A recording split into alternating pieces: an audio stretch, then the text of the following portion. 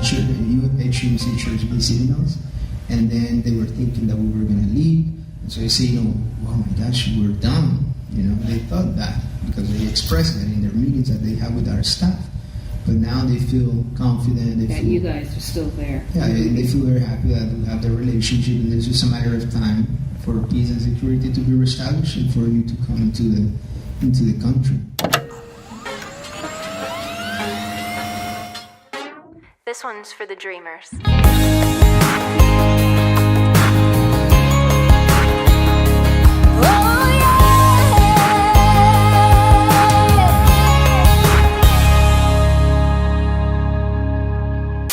We are the Carsons, and we're joined today by Ariel Morales.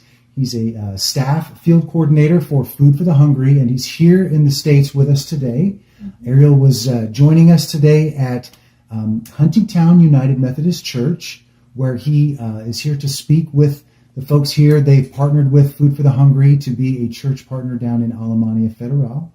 And we had some questions specifically for Ariel today that we wanted to give him the opportunity to address, as I know many of you out there watching this video have some concerns. So, Misty, I'm going to turn it over to you. Yeah, so if you don't know, Nicaragua, since April of 2018, has been just going through a really tough time, a humanitarian crisis. Without going too much into that, I wanted to ask you, Ariel, how is Food for the Hungry doing in Nicaragua and going to these communities that we sponsor children at? What is that looking like for you on the ground? Certainly. Well, first of all, thank you guys for this opportunity to share with everybody about our situation in the country. It's been a very challenging time for Food for the Hungry ever since this started. The first thing we thought is that this was over because we saw many organizations leaving the country or closing operations temporarily. But of course, God guided us in this, and He gave us a message, and He said, you need to sit down and reevaluate what you are currently doing in your communities. So that's what we did. We went ahead and postponed or put on pause some activities that we have for the rest of the fiscal year, and then we just reevaluated our plan and put some activities that we consider were priority and that were going to help us to advance more in our communities for their development. And of course, along with that, we took some security measures. We created a contingency plan with one of our security global directors in Phoenix, and that was very helpful. It was a tremendous blessing because she had worked in South Sudan, in Africa, where there was a similar conflict to this. And so she was a tremendous blessing for us because it's the first time we faced this as an organization too, and we just, we were saying, what can we do as a security measure? So we received guidance from her. And also we created some protocols of how to respond in the event that any government official would come to our office and ask us about who we are. And it's simple. We have a call from God, liberating Nicaraguan families from extreme poverty. So that's what we've been doing ever since. And, we're not going anywhere. And God gave us the confidence to say, I want you here. It's a call we have from God, and we have to stick to it because we have a great commitment with the communities. And, of course, with all of our partners that are working with us. It's a joint effort. You guys have been in Nicaragua. You were a tremendous blessing for Alemania Federal. So, of course, we have a commitment with you guys as well. Thank you. Thank you so much. So tell us a little bit for some of our friends that are watching this, that maybe they're considering sponsoring a child, but they were thinking they would get to meet them, and we've had to pause that. How does child sponsorship work, and what does it mean to you now that the country is in such crisis and you're not receiving visitors at this time? How is child sponsorship impacting your work? Sure. Child sponsorship is definitely a crucial part of our program. And, the great thing about it is that we have put it in this way. When we receive, the sponsorship from different sponsors to the children, we know the least thing we want is for parents to feel that their responsibility has been taken away.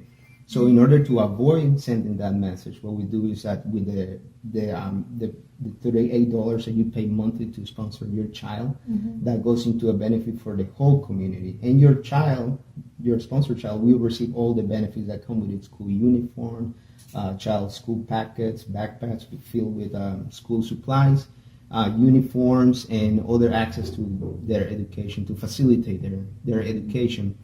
So right now with the visits stopping coming from the country, it's been very challenging, but parents are doing a great job explaining to their children the reasons why, because our staff or our volunteers, like we have a network of volunteers, are visiting homes every single day just to make sure that the emotional impact is not as harsh as it could be for the children. But regarding sponsor too, I want to share a very quick story how you can change someone's life by sponsoring. Well, a long time ago during the Victorian era in London, there was a small boy, he was a fine-looking boy, a rich boy, who was walking out in the field. And, he was checking out the field, and then he saw a whale. He walked by the whale, and by accident he fell down the whale, and then he started screaming, help me, help me, help me. So thank God there was a farmer around, and his child, they were working the land, they heard the screams. So he went and came out and helped out the child. They just pulled him out. They said, what are you doing here? And then the rich boy's dad was around looking for him, where's my boy?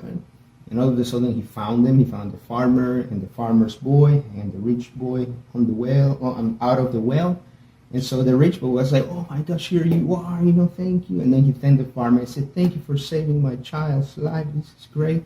How can I pay you back for this? So the farmer said, you don't have to pay me back. I don't need anything. It's your child's life. That's it. So the rich dad said, you know what? I can do something for you. I have to do something for you. How about if I pay for your child education?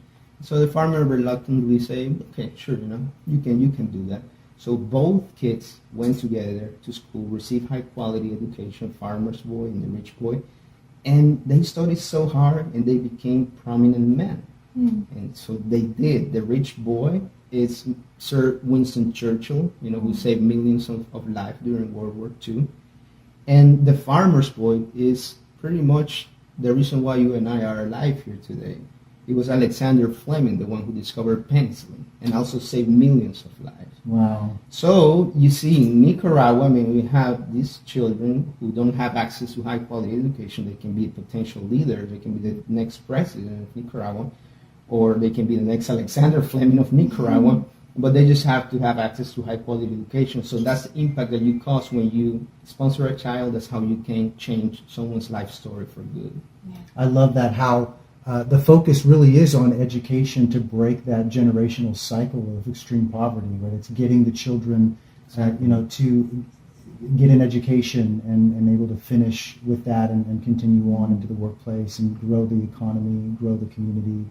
I love that that's a huge focus. Yeah, precisely. That's how it is. Well, thanks for taking some time to chat with us. If you're interested in child sponsorship, Jason and I are always happy to help you. We've got a lot of packets of kids in Nicaragua that this is the only way we can help them right now. We can't go down and visit them, but we can send them our support, which just brings them so much hope, and we don't even know what impact that's going to have on their future.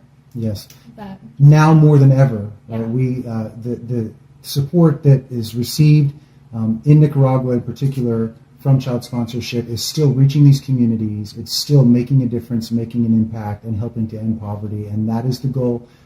Ariel, we're so grateful to you for just being so brave as to come here, share your story, and speak for the Nicaraguan people and the communities that you're in service to. And we thank you for your time. Thank you so much. No, for absolutely. God Thank bless. you to Yeah. you guys as well. God bless you and your families. Thank you so much Thank for you. having me here.